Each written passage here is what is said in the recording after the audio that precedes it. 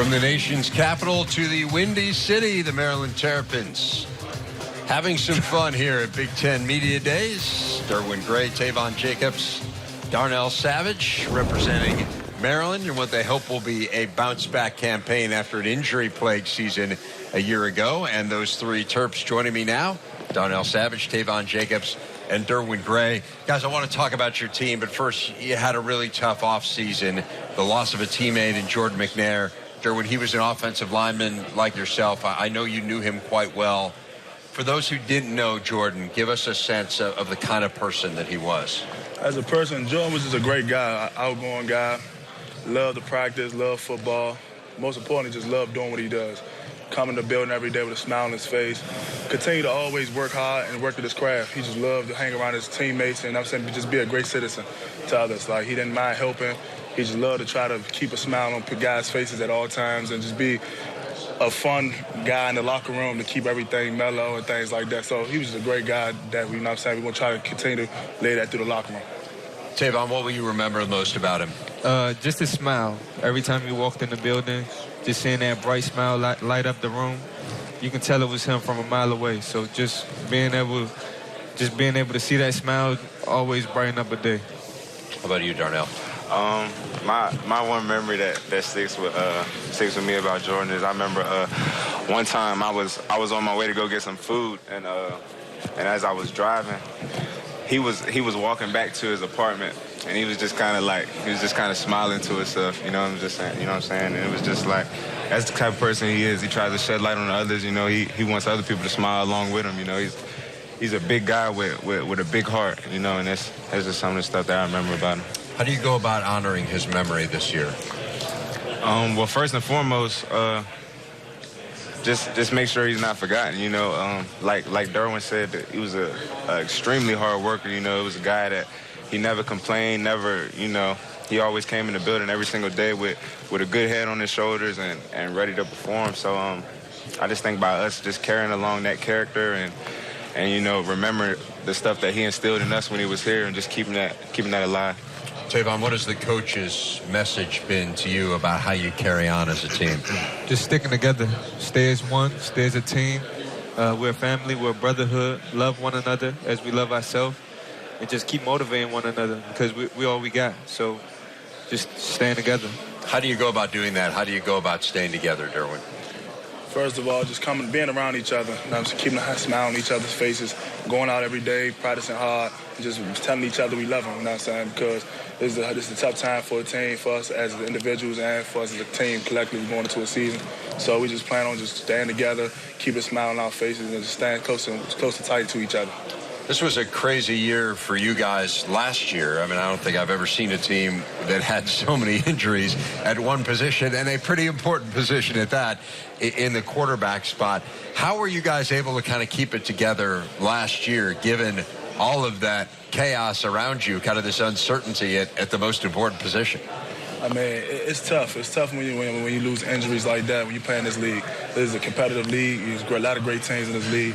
And when we lose like a couple of good quarterbacks we really need, it's tough to bounce back from that. So I mean, we just stayed tight as a team and continue to move forward and came out every Saturday with the right mindset that regardless of circumstances, we all we got. We got to go out there and show what we'll be working on. So that's what we plan on doing. We'll continue to do that, continue to work hard. That's our plan now, come the season, where most of our guys come back healthy. So we just continue to work hard and do what we do on the field and off the field. What did you learn from that adversity as a team, Taivon?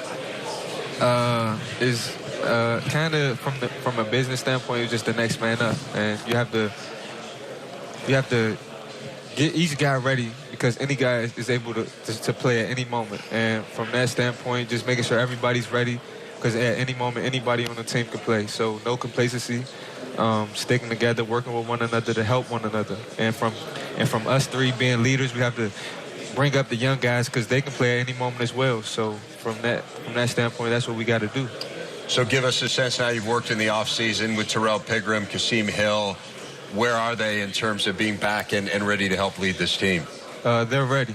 That's all I can give you from this side, that they're ready.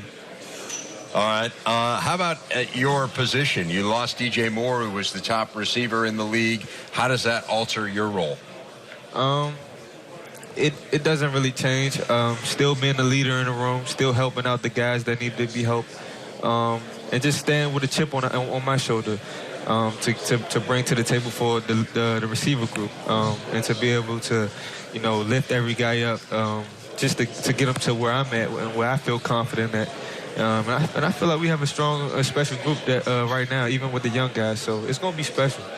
But Taivon, talking about leadership, I think you have a much bigger leadership role probably than you had in the past. You guys lost a lot up front on defense, so a lot of the onus is going to fall on the defensive backfield. How does that impact you and your role on this team when leadership comes into play? Leadership is a big thing on any team, and I think, one thing that's really helped me a lot and that I've realized is, to be a leader, it doesn't necessarily mean you have to do all the talking. You know what I'm saying? So I think by me focusing on what I have to do and make sure I lead by example, I think that's the best way for me to lead my teammates. So what do you do to lead by example? Just make sure, I'm always on my P's and Q's because it's always guys looking up to me. It's young guys looking up to me. It's guys watching me when I'm at practice, at workouts, you know what I'm saying? So just to make sure I stay on my P's and Q's and not let them down, really. This was a defense that I know you wish would have been better a year ago. What can you do to take the step to get to the level you guys need to be at? Really, I think we could come together closer. I think we were close last year, but I think there's always room for improvement, especially as far as just relationship goes and trusting one another, trusting each unit. You know what I'm saying? I think that's going to bring us a long way. Derwin, you had a decision to make after last year about whether or not to enter the NFL draft. What ultimately swayed you to come back for another year at Maryland? Ultimately, just preparation and knowing it's your time. And I felt that it wasn't my time. I feel like me rushing it wasn't going to benefit me. So I felt like it was best for me to continue to further my education at Maryland and come back and be back with my group of teammates and be a leader and leave a legacy here in College Park that I'll be forever remember for. So I'm a big thing about that. Just want to just basically lead a group of guys up front and just continue to make big things happen for us. As we've come through College Park and watched practice each of the last few years, I certainly have steadily seen this offensive line getting better and better. It's an area where you guys have recruited quite well. Definitely. How do you feel like that group has gelled coming into this year in terms of maybe being in a position to have a dominant run game and a really good pass protection unit? Our guys up front, our 5 guys that's returned to school, we got a good chemistry up front, and I feel like that's going to be a big part of our offense up front, us moving the line of scrimmage up front. So in this league here, dominating line of scrimmage is big. So I feel like with us 5 guys up front and our leadership to our football team and bringing us all together, we're going to impact the team not just on the offense but as a whole.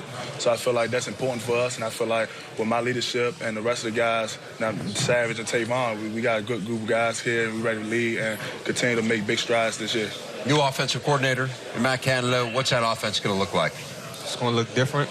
How so? But it's going to look good. We got a lot of moving parts moving around, not just in the running back, but receivers, quarterbacks. His offense, it helps you to get the right guys on the field at the right time, and we're going to utilize that for every team that we play, and it's going to be special. What do you like most about it? Most about it? I get to play anywhere on the field. Anywhere? Yeah. All right. You're not going to be taking his spot, are you? No. Okay. I just want to know how far we're taking anywhere. Here. Who are some of the less experienced guys on this team who stood out in the spring? Let's start with the defense, because you guys have a lot of people to replace here.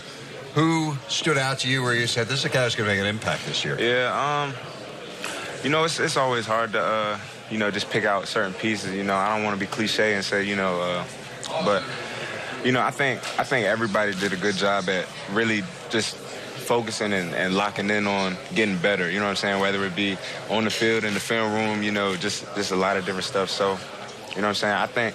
I think we do have a lot of young talent, a lot of young guys that have the potential to step up. I definitely can see that happening. But, I don't think me singling out a couple guys is necessarily the right thing, because we have a lot of guys with some talent. Well, I'm going to ask Taivon to single out some guys. I need some names. I need to know, man, that guy's going to have a good year. Yeah, I'm in the same boat with Savage. I can't really give you no names, because every group of the young guys that we got at the receiver corps, they're all special, and I feel like they all can come in and produce. So I can't really give you no names. I could just tell you to watch out this year and watch for them. All right. I feel like I'm going down a path where I'm not going to find anything. But, Derwin, is there anyone you'd like to single out among younger players? I feel like all of us as a team got something to prove. I feel like every day, this week, this Saturday, we need to come out as a team and have a great year. So we have a chip on our shoulder and we're ready to go to get to work. You talk about having something to prove. How do the results of last year and not having the season that you wanted to have impact your mentality heading into the year? Every year, I mean, unfortunately, we ain't want what happened last season to happen, but we're going to leave that in the past, and it's a new year. Camp is great. Start up in a couple weeks, so we're getting ready to focus on this season and our road to championship. So we're going to leave it as that. Is that a motivator for you, though, Taivon, to say, man, we're better than we showed people a year ago? It's just, I mean, for us, it's pretty much just taking one game at a time, getting better one game at a time, and staying as a team one game at a time, and to lift each other up in the right times. So we're going to definitely be special this year. That's all I can give you. How does it impact you guys to have a big-time game right out of the gate? You had the same big-time game right out of the gate last year, and you won it. I mean, went down to Austin and beat Texas. I think surprised a lot of people. You've got them again on a big stage in Landover. How does that impact kind of your mindset, knowing that, hey, we're going to have to be ready to go week one? Yeah, I think any opener, is a big-time game. But, when you play against teams like that, you really got to be locked in. Like, you can't